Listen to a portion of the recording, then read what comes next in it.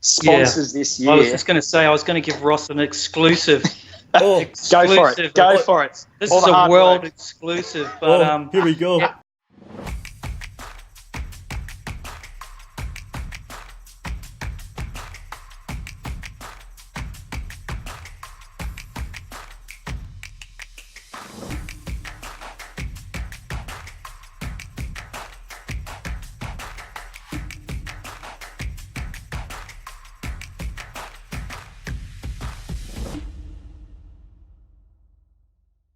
Wow, right, what an adventure we've had so far, guys, eh?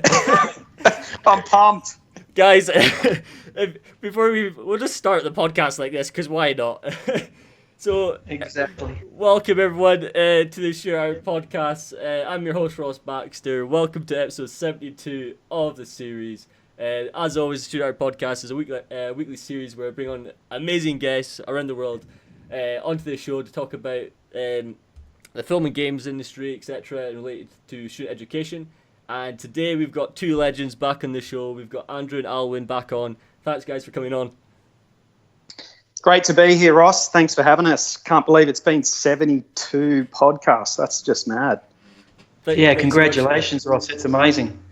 It's just, it means a lot, guys. Like, I absolutely love doing them. And, like, that's the thing. So everyone who's tuning in would be like trying to test the audio guys out. So you're gonna have an interesting clip at the end. So stay tuned. That's going to be the most fun part to look forward to. Yeah, we've already been talking for 30 minutes just trying to figure out how to make this work. So, yeah. It's always a mystery, the world of audio. What can we say? Love it. So, as always, folks, the most important thing when it comes to me doing the podcast is the guests. So if you guys are tuning in, as always, you guys have heard me talk about them for the last 20-odd episodes, the Rookies Awards. So make sure to give the Rookies guys a follow. Obviously, there's so much news that we're going to talk about when it comes to the Rookies and hear about all the latest things and what's happening with the competition and, most importantly, like the website, etc. But if you guys have not tuned into episode 11, so that was the first time Andrew and Alwyn and I talked, make sure to check that out. During that episode we went into a lot of depth into their background in terms of what got them into art, etc. You name it, we went into everything. So I'll put the link, so if you guys want to check that one out first, make sure to check it out in the description below. And if you guys are tuning in on YouTube, make sure to subscribe. And with that said, let's just get straight into it, guys. Sounds good. Awesome. So anyone who's obviously new, it'd be great to kind of just go into a wee bit of introduction. Just tell us a wee bit about yourself first before we dive straight into the main content. Yeah, I'll jump in. It's Andrew McDonald here. I won't give you the big full rundown. You can go listen to that other podcast. I think I rambled on for about 30 minutes talking about myself, so I won't do that. But look, the short version is my background is industrial design. I sort of went and studied that when I was younger. When I left school, wasn't too sure what I wanted to do. Wanted to do something creative. I went and finished that, and it didn't really fit me. I didn't really like the industry, and at that time, I was sort of getting self-teaching myself 3D. That was kind of all happening at the time back in, I guess that was sort of 95. Mm-hmm. So from that point, I was just sort of self-taught, landed a gig, doing a silly little TV show called The Shapies. You'd probably never find it, but that was my little Kickstarter there. And then from there, I sort of launched across to Animal Logic in Sydney. Mm-hmm. And my first film was Happy Feet. And I think ever since then, I've sort of been working in everything from assets in the VFX and animation sort of pipelines. My last gig was with Industrial Light and Magic as a CG supervisor. And yeah, so sort of that's been my journey for quite a while now. Awesome. Right. What about you, Alwyn? Yeah, I mean, like Mac said, I'm not going to bang on too much about the early days of Alwyn Hunt, but similar sort of path to Andrew. You know, just really, actually, we studied together here in Australia, so we've sort of run a parallel sort of course. We headed overseas together and worked in various studios at the same time. And a similar sort of thing. Again, I specialised in texturing, where I was doing character texture art, and worked on a number of shows and ended up across at sort of Weta for for a number of years on The Hobbit, and I love the sort of the artistic sort of background that you have to have with the texturing side of things. So that's what sort of drew me to that. But and just during that whole sort of period, obviously the Rookies has been running in the background, most of that time. So we find ourselves in our 10th year, which we're looking forward to talking more about. That's amazing. Yeah, because I was going to say, by the way, congratulations on the 10-year anniversary of the Rookies. That's amazing. Yeah, imagine how many podcasts we'd have now if we'd started 10 years ago. I know, imagine the YouTube channel we'd have if we actually put effort back in the day. It's amazing the little things you learn. But look, we're here, and who could have thought sort of a little side hustle, that we just sort of enjoyed so much has, actually turned into something that's, I guess, let us travel the world and meet some pretty awesome people. Yeah. No, but don't you worry. I've got you guys on the podcast side of things. I'll spam the Rookies Award as many times as you guys want. It is Rookie Award madness over here. So before we even get into the podcast, guys, folks, you guys have to be signing up. I hope you guys are signing up right now, because that's the main thing of the day. You have to be tuning in, making the most of these amazing things you guys have available. And like you said, we'll be diving into the world of the Rookies, etc. But yeah, once again, guys, congratulations, and we'll take it from there. So first things first, just tell us a wee bit about the Rookies, like what do you guys do at the Rookies, etc., and what do you guys have on offer for the Rookies? Well, look, I mean, I guess what the Rookies is, it's a community that's for non-professional artists. That's kind of the core of it. Mm-hmm. There's a lot of places you can go online to, where I guess all the professionals hang out, and that can be pretty intimidating. So we actually sort of set out to create a website in the community that was for non-professionals. So, and back early in the days, there was this whole sort of idea behind the concept of trying to find the best artists around the world, sort of trying to break into industry. And that's where we sort of came up with what was originally called the CG Student Awards, and that sort of transition into what we have now, which is the Rookie Awards. But the whole, I guess, concept, apart from just having a community for non-professionals, is we're just trying to help people, I guess, from that moment they sort of realize, hey, you know what, this whole idea of, I guess, maybe working in games or film or VR or whatever it is, mm-hmm. It's quite a journey, right? And it's pretty complicated, and it can be quite overwhelming. So what we're trying to do is create a platform that, lets us help you on that journey. So if you come in and you have no idea what's going on, you have no idea, you've just seen a cool movie, or you're a mad gamer, or whatever it is, the community's here to help you figure out what type of jobs there are, what software you need to learn, what the careers are like. Just try and figure out that landscape, and we sort of help you from that sort of early stage. Yep. Right through the way to when you're sort of starting to think about putting together a demo reel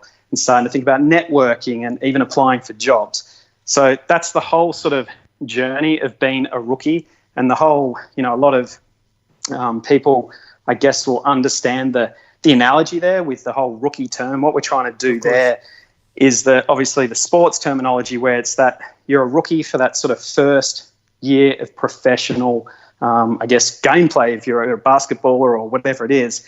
We're sort of doing the same things in the creative field. So you work your way through to being a rookie all the way up until that sort of first year of professional experience, when you've just got your first gig, you're trying to, maybe extend that, get to the next contract. And that's the sort of goal. We want to help people become rookies and really have that foundation to launch them into mad sort of careers. And I think that's where the Rookie Awards is that's sort of evolved into our biggest thing that sort of has been the backbone of the Rookies community, where we basically just join the dots. We get all the sort of industry experts that we know, all the studios, and all the sort of software and hardware people out there to kind of get behind this and encourage, whether it's a student, whether it's a self-taught, whether it's a hobbyist, anyone just who's got an interest in this, to try and, I guess, show their work.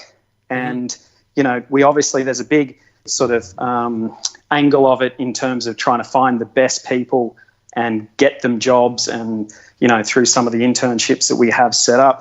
But what we're really trying to do and encourage is just get people that maybe aren't even ready for a job yet, but just to get that confidence, because that's the biggest thing. And I'm sure you understand that as well, Ross, like that understanding of just that I need confidence, of course, to show my work. And that's like the hardest thing. And unfortunately, like that's the job, right? Yeah. Like sharing your work on a daily basis. Because at the end of the day, it's like when it came to, I said to you guys in the last podcast, so like obviously confidence is like, it's like the kind of the maker or breaker. It's the thing that you guys have to obviously it takes so much courage to obviously show your work online and to obviously get yourself out there. But at the end of the day, like the Rookies is here to support you and to offer you guys opportunities, and most importantly give you information. And like just speaking of like the Rookies as well, it's like, so last year they had 3,500 entries. Like that's just incredible, and it was over 89 countries. So like there's so many people getting involved with the Rookies. And I was saying to these guys when I first entered the Rookies, which was I think about 4 or 5 years ago. So I've entered every single year ever since, and each year has been a stepping stone in the right direction for me as an artist. But most importantly, it's guided me and given me insight to what the industry is like in terms of standard, and also what Andrew said there about the bar, etc., and the quality is like when you're on the Rookies, it shows you a ranking setup in terms of where are you at the moment, and we'll go into that topic as well as we discuss further topics. So when it comes to the Rookies, like what does it offer? So like I know there's internships, etc., but what do you guys offer to the artists? Yeah, I mean, what we offer to the artists is, obviously the exposure. You're getting your work seen by, I think there's over 150, the heavyweights in the sort of the visual effects and gaming and these creative industries. That all our judges are the sort of the best of the best. So the fact that you're getting your work seen by these people, and we know people who are judges have approached us even in the middle of the Rookie Award saying, hey, that guy is amazing, or that girl is amazing, we want to be able to get them into the studio for an interview. And this is there's opportunities that are happening all the time, even things that we are not even announcing. We've seen some amazing success stories of students from overseas that have ended up getting internships or job placements in studios that they thought they would never ever get. And that's a lot of the time the really good people get picked up by studios, but the sort of the next tier down, there's opportunities there. So you never, when you enter into the Rookies, you should never think, well, you know what, I haven't got a chance in this, because that's what the Rookies really highlights is, if you're working here or studying here in Australia, just to be able to benchmark yourself against students around the world, like you said, Ross, is a really good, and people are genuinely surprised with where they end up, Yeah. So. No, like that's perfect, because it's like when it came to how can I say, like when I was saying about the Rookies and how much it helped me, it's like obviously the Rookies is it has this competition, but the Rookies is not just a competition. Like there's so many different things that makes the Rookies one, and they've got their own community. For example, we'll be talking about like, the Discord, etc. Well, actually, like speaking of like the community side of things, I know you guys obviously reach out to so many people. You help so many people around the world. So what kind of where's like the go-to places for students wanting to get in touch with you guys, whether it's through Discord, etc.? Well, look, I mean, we've definitely got the Discord channel that you can find directly from, the footer of every page when you register. But look, aside from that, I mean, it's the whole sort of journey with us, and, we've got live chat where, Alwyn, myself and, a whole bunch of the other team are always there to answer questions. So we obviously have we spend a lot of time and effort trying to, not necessarily put the time and effort into really getting down to the nitty gritty of, hey, click this button in this software and do this and do that. It's more of the mentoring side of things. It's like, you know what, hey, go check out this, maybe go and learn this. And we just try and share that feedback, and that comes through the Discord channel as well, which is really great to see how that's growing as well, because you've got all these people that are on the same journey. And that's where, like, when I sort of said previously, it was this community is about non-professional artists. There's so many of these people out there that are on this journey, and it is super intimidating to be hanging out with professionals because you get lost. You don't have a voice. So that's what we've sort of got here.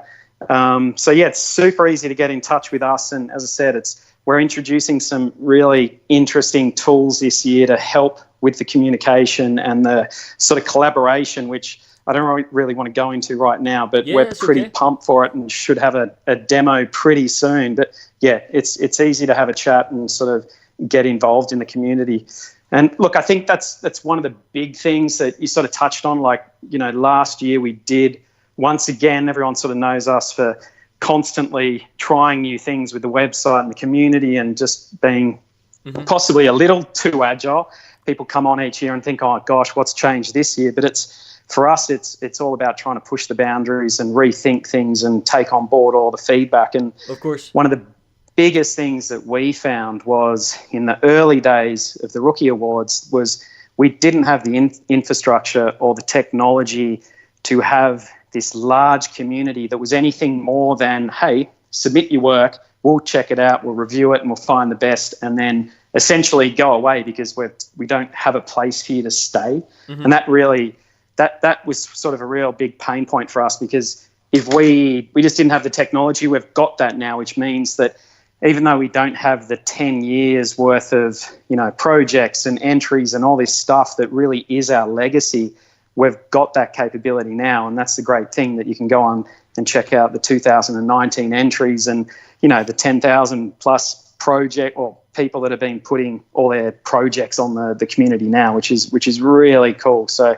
that's kind of the biggest thing for us now. There's a place for everyone. It's not just this little contest. It's more of that community where we sort of get, you know, that whole ability to stick around and just meet people and get better. That's perfect. Yeah, because when I was starting out with the rookies, I remember, like, for example, we could just send you you have like the pop-up message on the right, and you guys would always respond back, and I was just like, how do you guys keep up with all this? Like, I was always so surprised because you would respond so quickly. I have no idea how you survived it. That's still there. We're not as fast. We honestly do try to get back to everyone, but there are certain limitations with some of the feedback. As I said, we can't really get in too deep with a lot of the questioning, but and that's where we try with the Rookie Awards to really give you at least we're not going to give you a detailed breakdown of everything that you went through and what was good and bad. That's not what we can really do there, but we can definitely benchmark you and make you understand who you're compared to and what else is going on there. And look, we are introducing some stuff to the blog, which is basically going to be similar to, I think, what you're sort of been talking about or even doing on your podcast, which is sort of going through and doing live reviews of people's portfolios, just to give not only that person an understanding of how they're going, where their sort of target is and what they may be doing right or wrong.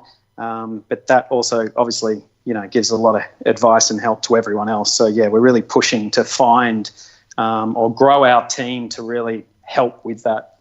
Awesome. So when it comes to the rookies, where can people sign up? So like, where can people find the rookies, and like, what kind of social medias are you guys on? Yeah, I mean, the www.therookies.co is the main website. So when you go on there, that's where you'll discover the platform area, the portfolio area, where you can build your portfolio. And it's also where it houses, and we didn't mention before that, you know, with the contest, you know, we do have the Rookie Awards, but we're also running a lot of smaller contests, and that also just helps, again, with people developing their skills and doing interesting bits of work that they can add to their portfolio. But as far as social media platforms, we're on Instagram, the Rookies CO, the same with Facebook, and also Twitter. So all the sort of major social media platforms. But, you know, the great thing with that is, you know, like Mac has said, with the various levels that come into the rookies, that we post and give exposure to all those people on our social media platforms. So this is the first time that you possibly are getting your work seen on somebody's social media platforms, you know. So it's a fantastic opportunity to get your work seen. Because that was the thing. I'm really glad you brought that up, because that was one of the things that I wanted to talk about, is because there's so many great companies and people using Instagram, sharing their work, etc. And you guys, so thank you so much for doing it. When you shared my artwork, it really meant a lot. It helped me grow, and most importantly, it helped me understand what people like and what people don't like. And like we're discussing here, like when it comes to like the social media side of things, obviously it's not just artwork like the rookies are showing. So if you make sure to go follow them on Instagram, they also show like all the latest news as well when it comes to updates. You name it. They even just released when we were talking about the 10-year anniversary, a lots of kind of, would you say, kind of short clips of basically backstories, etc. So, yeah, exactly. Yeah, that's sort of alumni that, you know, and they're really interesting because everyone has a you know, their own sort of opinion and views of what why they entered into the rookies. You know, some people just like a challenge. Other people just needed a deadline to be able to say and really push themselves to you know, to get it done, because essentially, you know, the rookie awards is preparing them for the industry in a lot of ways. You know what? Because you've got to meet these deadlines to be able to submit your work before the close of submissions and that. So there's a ton of good reasons why, you know, and it's not like Andrew said, it's not always about the glory of winning at the end. There's a lot of things that happen during the rookie awards that can really benefit you. Yeah. Actually, yeah. On that note, we this year, I mean, it's this sort of legacy for us that we've had a little bit of a learning curve ourselves, where because the Rookie Awards has essentially been about finding the best artists, we've sort of fallen into this trap as well that we've technically been only sharing the absolute best of the best, which is completely against what we set out to do. And this is something we sort of realised, you know, last year, or actually the previous year, was that, wow, we're falling into this trap of even intimidating someone who is what we consider a debut, someone who's just brand new and literally picked up their first 2D or 3D software package that week. And, you know, there's that intimidation. So what we're really trying to introduce into our contests, and also just in terms of showcasing the work on the social media platform, is to really show everyone's journey, like show that person who's just started and go, you know what, that is awesome. Yeah.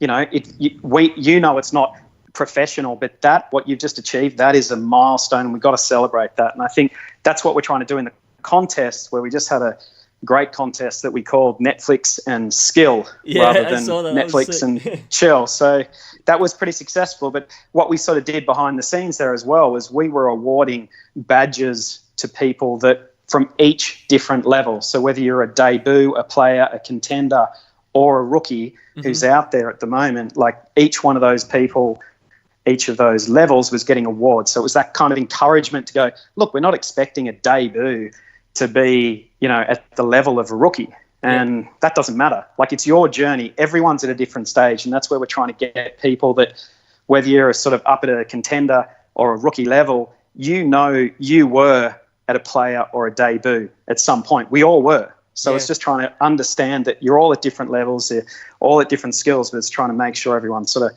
helps each other and, you know, celebrates the little wins. Yeah, completely agree. Because like that's, at the end of the day, like when it comes to the rookies, that's why the rookies is so special, because it's that, like when it comes to websites, obviously like there's so many websites out there, etc. But the thing that makes the rookies separated, like in comparison to everyone else, is the fact that it's like you're getting like the best feedback. You're also getting to identify, like, to be honest, it's like the truth, like where you guys are, like what kind of skill set are you at the moment. So obviously Andrew was saying there, so you got your debut, you got your player, you got your contender, you got your rookie standard, like all these different standards, etc. Together as a whole. And like this is what the information that we're looking for as artists, especially when you're starting out as a student, is like where do I compare to everyone? And it's such an important thing. Like obviously comparing yourself, like we all have passion, etc. for art, and it means a lot to obviously be good and be successful. But at the end of the day, the main thing that you guys are looking for is the truth, and getting like the best advice to propel your career and to get on the right direction. So when it comes to what Andrew was saying there about like the badges, etc., like that's kind of like the ranking system that they kind of approach it in. Would you say that's like the best way to kind of say it? Yeah, absolutely. Spot on. On you go. No. I was just going to quickly mention that Alwyn's been whining and dining a lot of sponsors this year. I was just going to say, I was going to give Ross an exclusive. Exclusive. Go for it. This is a world exclusive. But here we go. Yeah, essentially, like this year, we're going to have 2 major sponsors, and that we've always had Autodesk, which have been a massive supporter of the Rookie Awards for however long, which has been fantastic. But this year, we've also got Epic Games coming on board with Unreal Engine, that are going to be a major sponsor, which is fantastic news. And there's some real different sponsors coming in. There's a lot of amazing prizes and all the rest of it, which again, we're going to be sharing out along the way. It's not just for the overall winners. We want to be able to share out these prizes along the way. So the Rookie Awards opens for submissions on March the 7th of this year, and it stays open until June 1st. So during that period, you've got that time to enter into your portfolio into the Rookie Awards. But don't leave it to the last minute. We always encourage people to get it in as early as possible, because what that means is that you get maximum exposure during that time. Lots of people will be seeing your work. So if you leave it to the last day, then you've only really got a short window for people to see that. Yeah. And I was just going to say, and then there's just if you're cramming things in at the end, which is why we sort of ask people not to leave it to the last minute, because obviously if you're going to embed your demo reel, like we ask you to sort of host it on Vimeo or YouTube. So make sure you take a bit of time to make sure that's up there and it's all sitting pretty and working nicely. Yeah. But back on obviously Alwyn, the big news there as well, and Alwyn touched on the concept that this year we're really celebrating and giving everyone a chance to walk away with a prize, because It's coming back to what I mentioned before, where it was like, look, we keep celebrating the absolute top 0.5%, really. And I think we've got to really make sure we're celebrating the debuts, the players and the contenders. And I think, so what Alwyn's been doing, he's got together a pretty epic prize that anyone can win. So all you have to do is make sure you share your work, put in a good effort and actually get your work up there. Even if you don't think you're going to, or if you don't even think you're ready for a job, or you don't think you're even at that level, by entering your work and just having that confidence and hitting that schedule and that deadline, you have a chance to walk away with something pretty special. So all that will be sort of live on the website shortly. I'm so excited. Basically, you'll be able to retire if you win this prize. Oh, all right, okay. Well, what in that case? Hang on. Here, just give me the award, then I'll take the awards. Come on. Ross, it would have paid off your student debt 10 times over. Oh, dude. Oh, come on. Oh, right, everyone. You guys know, you heard it here first, folks. On the Shooter Art podcast as well, breaking news of the rookies. So much things going on. This is awesome. This is why I love doing podcasts. It's just great. It's like nothing beats stories and headlines, and most importantly, helping people. That's it. Beat it. So, we've all wow, I did. That was a big change of just rise on the podcast. That's great. No, nice. Hey, you know what, Ross? We wanted to, you've been a sort of a model example of somebody that's entered into the Rookie Awards, so we want to pay dues to you as well, mate, for 4 years entering in, and we've watched, and that's the thing, the beauty of entering into the Rookie Awards early is that you follow the progress of people, and we see the story and the journey, and it's like, well done to you. Like I remember giving you some feedback on a couple of your pieces in the early days, and well done for this, for last year. I thought, you've come leaps and bounds, and congratulations. Thank you very much. Yeah, that train scene was really cool, Ross. That really came together. You nailed the concept art and really brought it forward. But as Alwyn said, you see the journey, you see how much you've progressed, and you've hit it each year and just keep getting better. And you're the exact people that we want in this community, helping each other. That's the whole point. Yeah, because that's the thing at the day. It's just down to, this is one thing it'd be great to hear your guys' thoughts on this. So I've always personally felt that when it came to the artwork side of things, everyone should just focus on one piece, because you only really need one piece to kind of get your name out there. Would you guys agree? Yeah, I mean, it's we see it through the Rookie Awards a lot. You know, we know people that have done one piece amazingly well and been hired based off that. I think, you know, you've got to look at your own capabilities. You've got to look at, you know, the technology that, you know, that you've got to work with, the resources.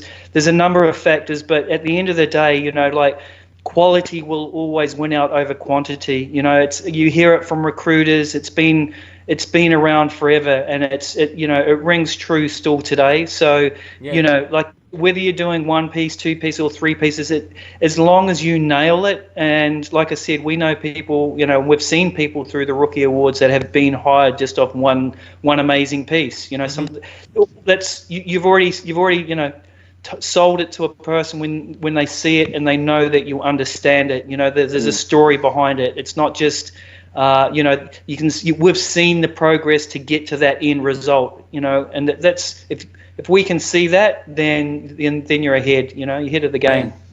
Perfect. I think one of the things that we probably see all too often, and you know, I've done it myself, is you create a project, whether it's 1 or 5, but your timing and your scheduling and just your expectations and your capabilities are just not where they need to be. So you set out to do, you know, whether it's a 15-second animation clip or some amazing complex scene, and you don't quite hit it. We see that all too often, and there's nothing worse, especially when you're applying for a job and actually going through the Rookie Awards, is showing something not finished. So my best advice for that is, don't not try and go for it, but make sure you sort of hit your own milestones. Like, take a big project and maybe instead of setting out and doing 5 characters, go, you know what, I'm going to start with 1 character and try and, you know, play that out and get that as far as I can. So that could be presented nicely. If I can get the second character, or if you're doing an environment piece and, hey, I'm going to just do 1 hero prop, don't try and do 10. Like, just stage it out so that you can you have something worthwhile showing, and you don't sort of just get overwhelmed by it all and realize, you know what, I've got no render farm available and I've got, you know, the wrong computer and something crashed. Like, just really spend a bit of time to just stage it out.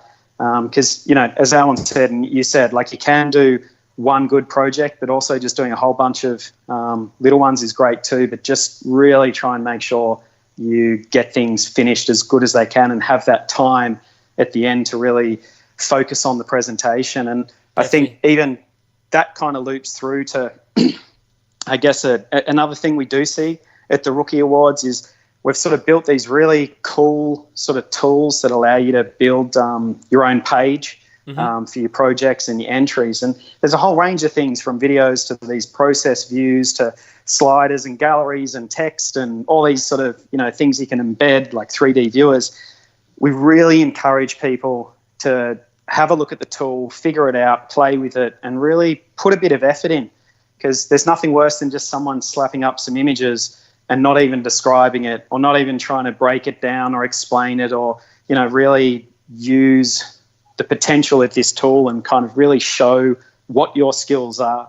Because that goes all the way through to getting a job. You're not going to get a job if you just go and show, you know, a portfolio that's got a really nice character or a demo reel that's got a really nice animation on it. You have to explain what you've done. And that's such a big part of this, like being able to explain it, and even explain, you know what, I had a problem here, but this is how I overcame it. Like, that's kind of a huge thing. And even when it comes to concept artists, don't just show, you know, a finished artwork. Like, show the process, show your thought process, because that's essentially what a concept artist is. They're problem solvers. And I think actually that probably works with across the board. But yeah, really go to town with it, and, you know, make sure you don't leave it to the last minute. Yeah, there's nothing worse, because at the end of the day, it's like they said, what they were saying earlier is, like, first of all, you just have to make the most of it, but like Andrew was saying, put in the time, think about it, and appreciate every aspect of it, because at the end of the day, this is a chance for you guys to make a name for yourself, but most importantly, get the feedback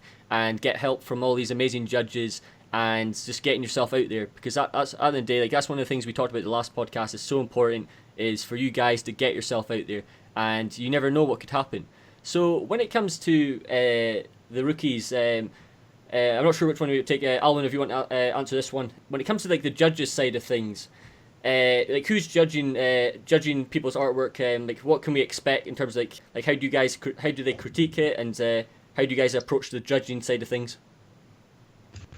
Yeah, I mean, as far as who we have, like, like I said before, we've got like all the sort of heavyweights of the industry that are reviewing this stuff. So essentially we have a 2-tier judging system. So we have our lead judges and then we have our final judges.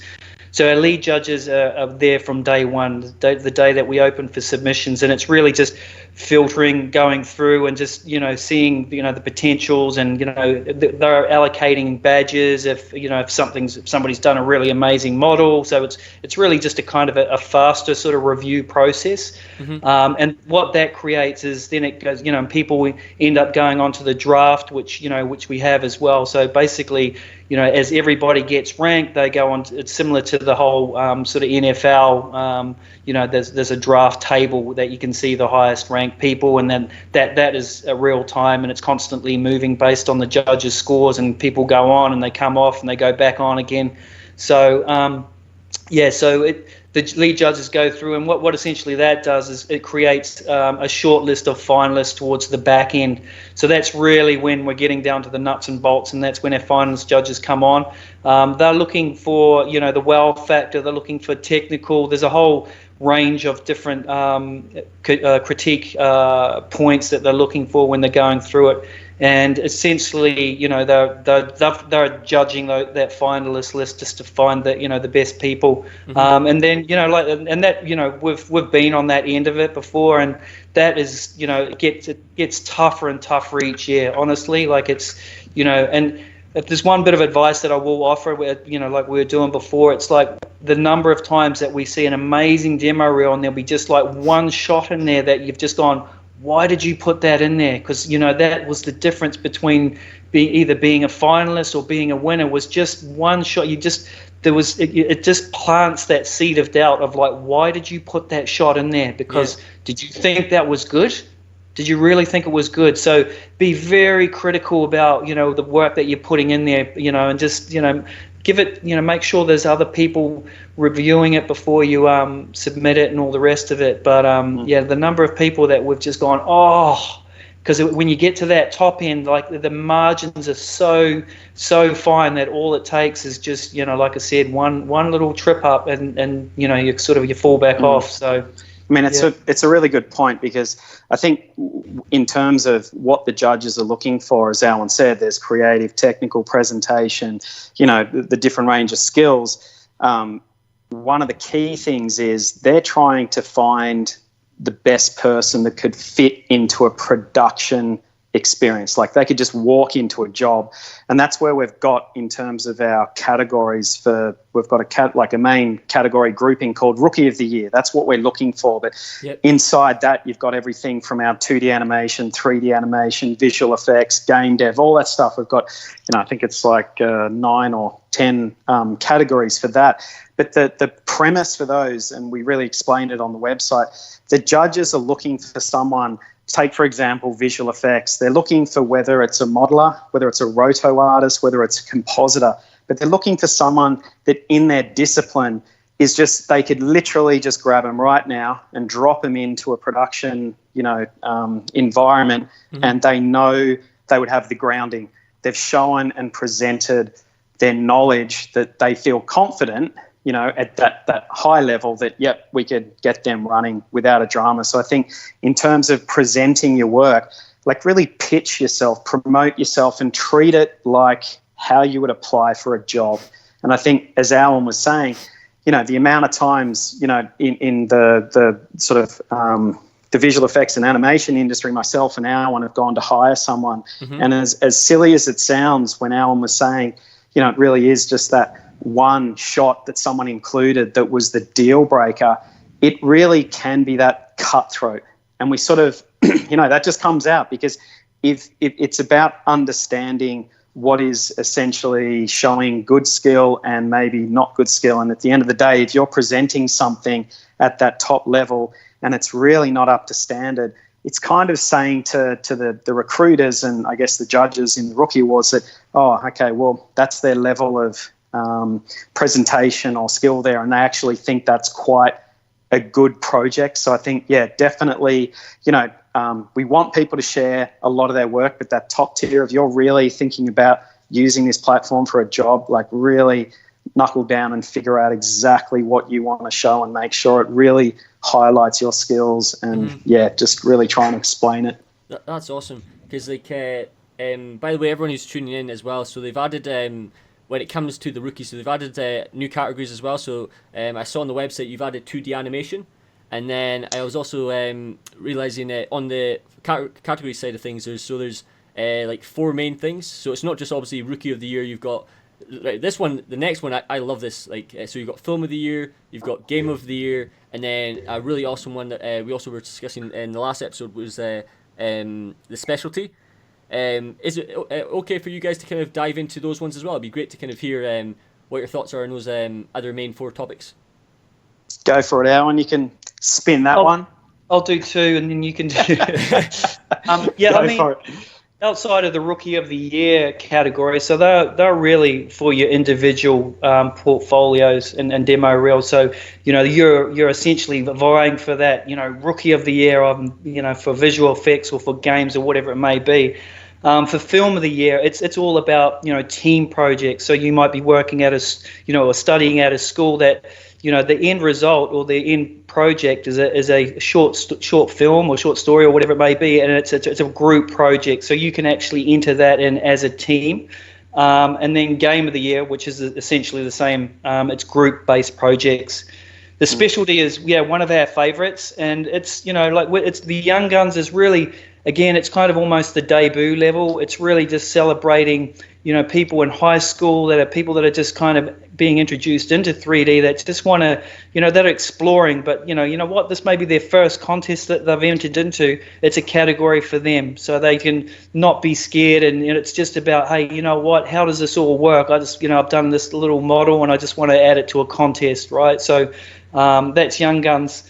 So have I missed anything? Look, I think just to add to that, definitely the Young Guns, we don't have a categorization there. Okay. You can, whether you're just using Photoshop or whatever it is, it doesn't matter whether it's 2D, 3D, anything. There's just show us everything you've got, even photography, whatever it is, something creative that's, drawing, whatever it is that's going to get you on that path of interest to these sort of bigger categories and careers. That's kind of what we're looking for. Mm-hmm. The other comment I was just going to mention with our Film of the Year and Game of the Year contests or categories is that you can enter those as an individual, but the hard thing is, you're obviously going up against some pretty intense competition there, because you've got a lot of schools out there that actually spend a lot of time and effort doing their films and games. But we have had instances where people have come through in both those main categories and taken out top prizes just by an individual doing a mad film or game, which is just mind-blowing in itself. But we do traditionally see majority of them are teams, which is really cool to see, because they do incredible stuff these days. And even for the Game of the Year, there's the entries that we're getting these days are fantastic, and even the way that the teams are presenting what they're doing, it's great. They're doing proper walkthroughs and videos and explaining everything, because a lot of these games might not be released yet, or there might just be a trailer and they're just talking through it, and it's really quite an impressive category to check out, and it's pretty intense these days, people vying for that sort of trophy. So when it comes to Andrew, when it comes to these categories, so do they have like a time frame? No, look, it's, to be honest, with Film of the Year, that would probably be the only one that has a time frame. We're essentially looking for short films. We can't imagine that someone's going to have you're probably going with the time frame of how old the film or game can be. Is that correct? Like how long do they, like how long, and for example, is it like if they had 3 years to make it, is that still viable? Yeah, look, it basically can't have been released. What's the official date? I do have this written down. Basically, it has to be released in the last year. It can't be something that was released 3 years ago and you're trying to get it in. So it has to be quite recent. Cool. It's usually about I think it's 18 months from Yeah, be June. So actually it'll be, if you're trying to get it in now, it can't have been released before, 2018, 2019, far out, 2019, yeah. Okay. So anyway, look, I probably rambled there and confused everyone, but the information will be there. But yeah, we're definitely looking for recent games and films. The interesting thing with Film of the Year, we obviously have a lot of people and teams that submit their films, but they're on the short film circuit or the animation film festival circuit. So what happens there is those people can't actually publicly share their work. Okay. So what we do is you can still submit your work, and what you do is, all these films are always, seem to be hosted on Vimeo or whatever it is, and they're password protected. What you can do is submit your film and include a password with it, which automatically removes it from public facing side of the platform. But on the back end side, where the judges have a pretty advanced sort of judging tool, they can actually see the password and just get access to that directly. So there's been times where we've had actual winners and all we can kind of show is maybe a poster or a tiny little teaser, but in the background, the judges are literally on the floor just going, that was amazing. And we can't really even share that for another, 6 months or something. But yeah, so there's definitely that. But yeah, check all the finer details. We have some pretty extensive rules, nothing too lawyery or anything crazy, but yeah, definitely check that out. Awesome. Yeah, so everyone make sure to check these out because there's so many things up for grabs. There's so many different types of artwork to submit. So when it comes to submission, obviously we've dived into portfolio, but there's one thing. So I've never seen this until I literally was doing my research the other day. So there's a section now called Portfolio of the Week. How long has that been in there? Because that was really awesome. So when it came to the inspiration section, not long. Right, I was wondering because it was really good. I was like, why has no one came up with this? It was really a really good idea.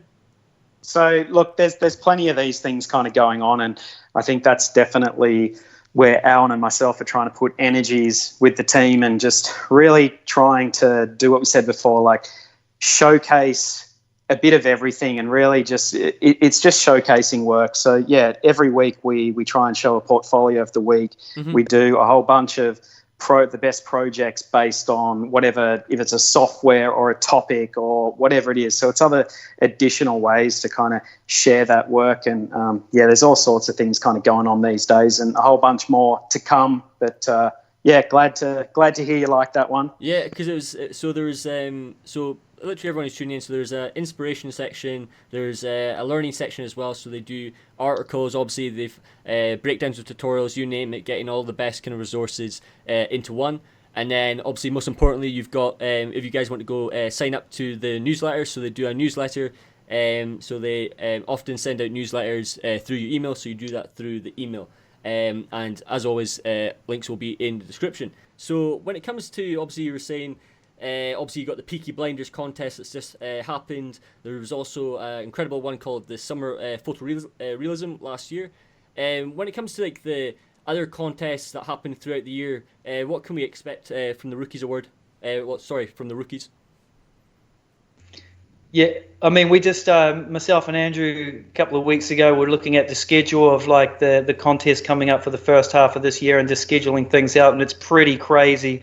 It's the contests are fantastic because there's so much variety in what we can offer. We've got schools that want to offer scholarships, and we've got obviously hardware and software companies that want to do their own contests and stuff as well. We want to do our own ones where we're really pushing the boundaries with our audience and community and trying to get them to improve their skills. We're about to launch one in the next week. I think it's scheduled, Macca, is that right? The Monster Challenge, which is with Cave Academy. Yeah, with Cave Academy. So he was on your. That's awesome. Yeah. With Jay. With Jay, yeah, exactly. So we've got that coming up. We've got another one coming up with an art studio which is offering a golden ticket. There's really interesting things happening. So we want our plan is to be able to run 3 or 4 at the same time. Obviously the Rookie Awards is our marquee one, and it's there's a lot going on with that. But once you've submitted into the rookies, it's like, okay, cool, you know what, I've got some time on my hands, maybe I'll have a look at this contest and can start doing some stuff over here as well. Yeah. Now, thanks for diving into that, because when you guys first released the photorealism one, because I really want to, if you guys do that again, I would really love to submit for that. And then also when you guys also talked about going back a wee bit about the categories, like the film of the year, like I would always love to do that as well, like challenge myself in terms of just making my own film. Like there's all these incredible things like you guys have been doing that I've seen that's just completely different to the last time we talked on the podcast, and it's so great to see. Yeah, well, I mean, look, I was just going to say, Ross, we got each year we sort of do a a survey just to try and really, get a bit of feedback from everyone. And, that really helps us each year to try and figure out what everyone kind of wants, because it is that hard thing to sit here and, try and think, like my younger self, essentially, like I'm trying to think of what would have challenged me then. And, everyone's got different challenges to what I experienced trying to get into the industry and what the different skills are and all of this stuff. So it was really insightful. And I think that's why, we really are trying to introduce these less intense contests like the Rookie Awards, which are really big and take a long time and, really have a different sort of mindset of kind of, this bigger beast, and really just get down to go, you know what, this month you've got 30 days to either do a model or an animation or hit this target or hit this one. And that's what's interesting about, I guess, the one we can sort of talk about briefly now, which is essentially going live, is the one with Cave Academy, which is a really nice contest in the sense that what they've done is present a brief, which is a very production-based brief. You're basically getting a brief from a director. They're coming to you with something that you would experience on the job. So it's not just, hey, go create, and it's the monster challenge. So it's not just like, hey, go create a monster. It's a very specific in the 2 categories. We've got a 2D concept art and a 3D concept art category for that contest.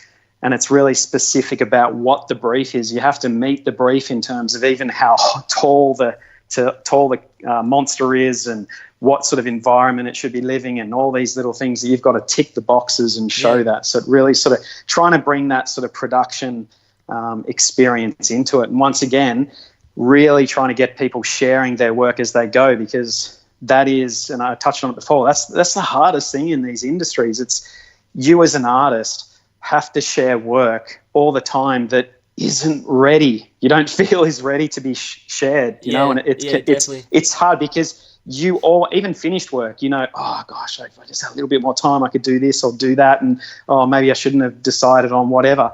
But you're sort of forced into it. And, by practicing that and realizing that it's not the end of the world, you know what you need to do, but getting that little bit of feedback and that little bit of just sharing it with other people and getting their perspective on it can really help. Yeah. And it's not about just picking out the bad things and going, oh, that's terrible, and look at that. Oh, how come they haven't done that? It's really about getting that confidence and showing it and trying to improve it before you're too deep down somewhere. Yeah, getting your work out there. Like, at the end of the day, it's always the main thing. Like, you nailed it there perfectly. At the end of the day, you guys have to, like, don't be afraid. Like, get yourself out there, challenge yourself, open yourself up a wee bit more. And as always, like I said with this podcast, if you guys have any questions, like, ask away. Like, I'm not a scary person. Like, I'm only a comment away. It's the same with the rookies. Like, you guys have a chance to reach out to them. So the last 2 kind of topics I really wanted to kind of dive into. Alwyn, it'd be great to hear what your thoughts are on this as well. Like, getting into like your dream school. So I was researching into like the school side of things, because obviously the rookies have you guys have your school rankings, and obviously schools are obviously like the big kind of I guess focus as well when it comes to obviously like reaching out to the schools and doing your research in terms of what's the best schools to go to. So when it comes to like giving advice to people into getting into the dream school, like, how do you guys approach it? Yeah, I mean, that's a really good question, and it's one that, a lot of potential students fall into big holes with because, there's a lot of schools out there with big marketing budgets that dangle these carrots, and it all looks rosy until you get inside, and then you realize it's not what it's all, what it's made out to be. So, our big advice is always do your research about the school, because, and even, like one year it could be amazing and the next year not so good, because we see it, even in our school rankings, lecturers leave, good teachers leave, and then that affects results and the quality of students. So it's really about, doing thorough research on that school, find out where the lecturers have taught before, even stuff like, we know schools that offer animation that don't even have animation teachers in there. So, look at LinkedIn, find out where the main people are. Don't be scared to ask questions. They want your money. You're paying good money for these courses. So you want to be 100% sure that the money that you're paying is going to get you the result. Look at past alumni, even reach out to them on LinkedIn and say, hey, how was your experience at that school? Did you have did you end up with a demo reel at the end of it? Did you feel industry ready? There's a lot of key questions that you can ask before you even sort of engage with the school, because as soon as you make contact with them, you're on their database. They're going to be hammering you with all the greatest, latest, flashiest material. So I think even on our blog we've got an article there of the top questions that you should ask before you even hand over the money. So that's my advice: is research, and research. Perfect. I mean, that's great advice. I was just going to say, Ross, that we've actually spent a fair bit of time over the last year. We had a section on our platform which was essentially a database of schools. Okay. And that literally just allowed schools to come on and kind of just say who they are, what they do, what their courses are, and kind of link off and go, I'll do this stuff.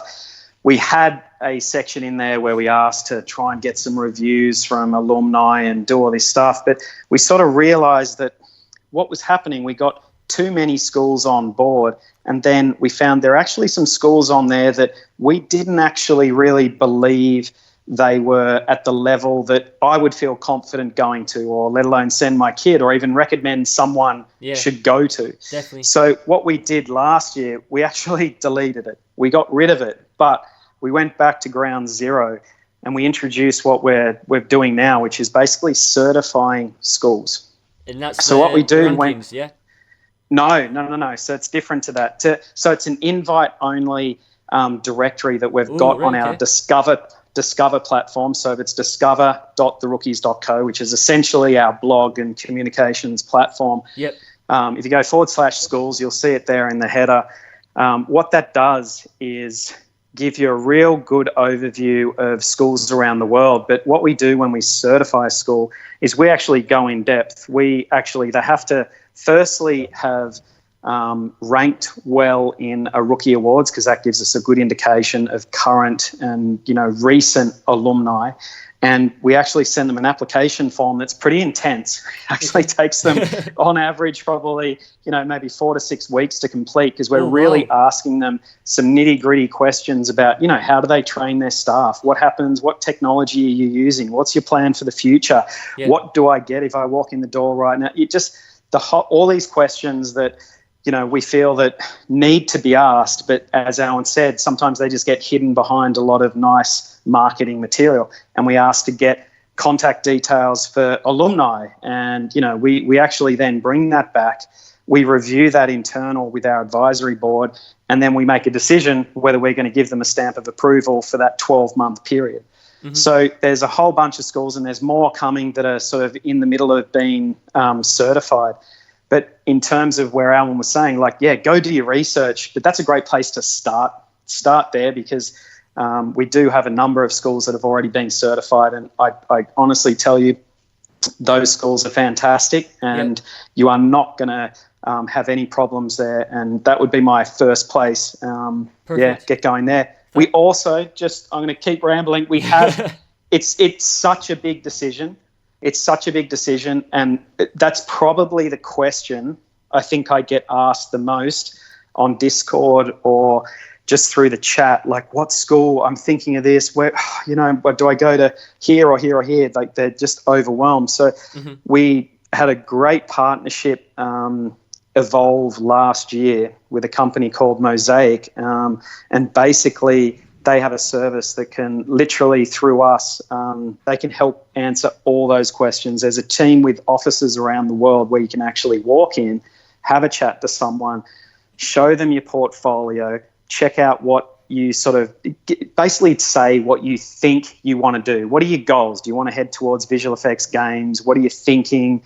Do you have a budget? Do you need to, whatever it is, just sort of you're laying down your cards, and then basically you'll get an advisor which will actually help you sort of navigate that landscape. And, let's say you were in Australia and you said you didn't want to go overseas. I want to find a school here. They're capable of giving you that information of, the top 12 schools and pros and cons for this. They can even help with, visas and all. It's incredible that we've found this partnership, and I highly recommend people actually. Mosaic, you said. So Mosaic Play. Yeah. It's Mosaic Play. Mosaic so Play. if you actually go to, we can put it in the link or whatever down the bottom, but it's on our Discover platform. Cool. And it's /free-consultation. And if you go through there, this is just a simple little form.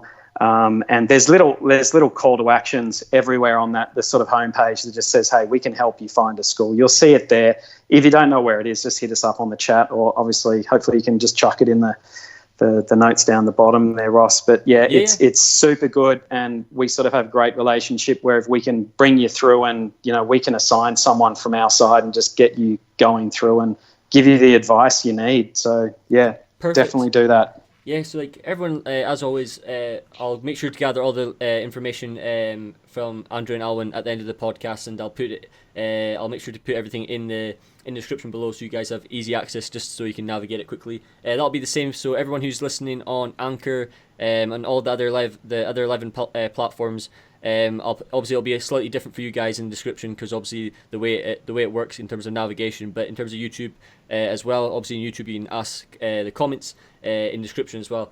But I just remembered as well, so we can probably just this is where we could finish the podcast. So it's one thing I've realised, obviously you guys do a lot, and you can tell you've worked really hard over your 10 years of just constantly trying to strive for better education for students, etc. So I know you guys obviously travel a lot, you guys go around, you guys go to events and stuff. Is there any things that you guys are going to be attending? Do you guys think you'll be seeing yourself at GDC, or what do you guys plan for the rest of the year? Yeah, I mean, there's a possibility we might be at GDC this year. We're waiting on a couple of things to see what happens. We usually hit SIGGRAPH, which I believe is in Washington this year. Mm-hmm. There's a number.